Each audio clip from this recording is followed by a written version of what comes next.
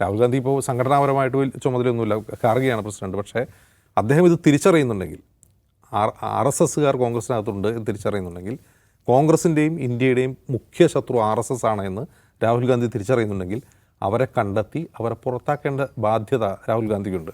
രാഹുൽ ഗാന്ധി ആ പ്രസംഗത്തിൽ മറ്റൊരു കാര്യം കൂടി പറയുന്നുണ്ട്. ഞാൻ 2 തരം കോൺഗ്രസ്സുകാരെ കാണുന്നുണ്ട്. 2 തരം കോൺഗ്രസ്സുകാർ. ചിലരെ കാണുമ്പോൾ അവർ ഇങ്ങനെ പുഞ്ചിരിച്ചുകൊണ്ട് നടക്കുന്ന ആളുകളായിരിക്കും. അവരുടെ ഉള്ളിൽ രക്തം കോൺഗ്രസ്സാണ്. കാരണം അവരുടെ ഉള്ളിൽ സ്നേഹമാണുള്ളത്, അവരുടെ ഉള്ളിൽ വിദ്വേഷമില്ല. പക്ഷേ ചില കോൺഗ്രസ്സുകാരുണ്ട്, അവരെ കണ്ട അവരുടെ മുഖം ഇങ്ങനെ ഇരിക്കും, അവരൊക്കെ RSSകാരാണ്, ഇന്നല്ലെങ്കിൽ നാളെ അവർ BJPയിൽ ചേരാൻ പോകുന്നവരാണ് എന്ന് രാഹുൽ ഗാന്ധി പച്ചയ്ക്ക് പറഞ്ഞു. ഭയങ്കര കയ്യടിയാണ് അദ്ദേഹത്തിന് ആ പ്രസംഗത്തിൽ. ഈ പ്രസംഗത്തിന് നല്ല കയ്യടിയുണ്ട്. കാരണം ഇത് ജനങ്ങൾക്ക് മനസ്സിലാവുന്ന കാര്യമാണ്, ഇത് കേട്ടുകൊണ്ടിരിക്കുന്ന കോൺഗ്രസ് പ്രവർത്തകർക്ക് മനസ്സിലാവുന്ന കാര്യമാണ് ആരൊക്കെയാണ് RSSകാർ, അവരുടെ കൂടെ ഉള്ളവരെല്ലാം ആരാണ് RSSകാരെന്നും ആരാണ് കോൺഗ്രസ് ശക്തിയുള്ളവരെന്നും അവർക്ക് മനസ്സിലാവുന്നതാണ്. അതുകൊണ്ടാണ് അത്രയും കയ്യടി. പക്ഷേ രാഹുൽ ഇപ്പോൾ പ്രസംഗിച്ചാൽ മാത്രം പോരാ. കാരണം RSS ഒരു വിഷമാണെന്നും RSS രാജ്യത്തിൻ്റെയും കോൺഗ്രസിൻ്റെയും ശത്രുവാണെന്നും രാഹുൽ ഗാന്ധി തിരിച്ചറിയുന്നുണ്ടെങ്കിൽ, അങ്ങനെ ആ വിഷം കോൺഗ്രസിൻ്റെ രാഷ്ട്രീയ ചരിത്രത്തിൽ പ്രവേശിച്ചതിന് ഒരു ചരിത്രമുണ്ട്. ആ ചരിത്രത്തിൽ രാഹുൽ ഗാന്ധിയുടെ അച്ഛനും രാഹുൽ ഗാന്ധിയുടെ മുത്തശ്ശിക്കും ഒക്കെ പങ്കാളിത്തമുണ്ട്, അറിഞ്ഞും അറിയാതെയും പങ്കാളിത്തമുണ്ട്.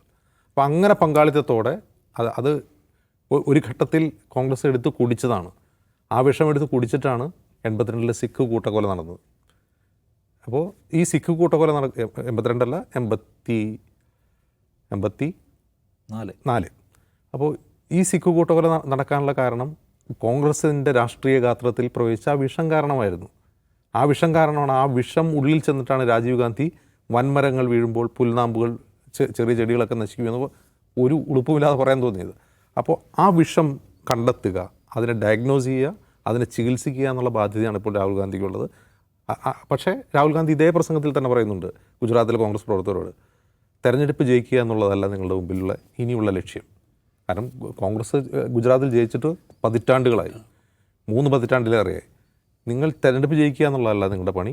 നിങ്ങളുടെ പണി ഇതാണ്, നിങ്ങൾക്കിടയിലുള്ള RSSകാരെ നിങ്ങൾ പുറത്താക്കുക എന്നുള്ളതാണ് നിങ്ങളുടെ പണിയെന്ന് പറയുന്നുണ്ട്. പക്ഷെ അതിന് രാഹുൽ ഗാന്ധിയും കോൺഗ്രസ് AICCയും അതുപോലെ മല്ലികാർജ്ജുൻ ഖാർഗെയും ഒക്കെ എന്ത് നടപടിയാണ് സ്വീകരിക്കുക എന്നുള്ളിടത്താണ് കോൺഗ്രസിൻ്റെ നിലനിൽപ്പ്.